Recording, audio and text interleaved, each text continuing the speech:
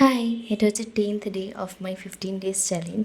তো আজকে সকালে উঠেই প্রথমে ব্রাশ করে নিয়ে আমি মুড়ি খেয়ে নিয়েছি। নিয়ে আমি একটা জিলিপি খাচ্ছিলাম, যেটা আমার ভীষণ ভীষণ প্রিয় মিষ্টির মধ্যে। আর আজকে সকাল থেকেই প্রচণ্ড হাওয়া দিচ্ছে, কখনো বা মেঘলা করছে, কখনো বা রোদ উঠছে, এরকমই হচ্ছে ওয়েদারটা আজকে। তারপর আমার যেটা রোজকার কাজ, বিছানা ঘর গোছানো, তো সেটাই করলাম।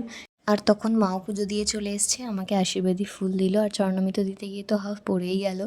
তারপর আমার কিছু কাজ ছিল, সেগুলোকে কমপ্লিট করে আমি স্নানে চলে গেছিলাম। স্নান করে এসেই খেতে বসে গেছি, আর আজকে ছিল ভাত, অরহর ডাল আর পটল দিয়ে পেঁয়াজ দিয়ে ভাজা।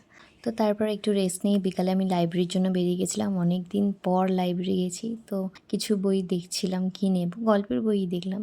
লাইব্রেরি থেকে দুটো বই নিয়ে তো আমি বেরিয়ে গেছিলাম, আর মায়ের সঙ্গে দেখা করে তারপর বাড়ি ফিরছিলাম। বাড়ি ফেরার পথে একটা আইসক্রিম নিয়েছিলাম, যেটা খেতে আমার খুব একটা ভালো লাগেনি, কারণ কেশরের ফ্লেভার আমার ভালো লাগে না। তারপর মা জগদম্বাকে দর্শন করে আমি বাড়ি ফিরি।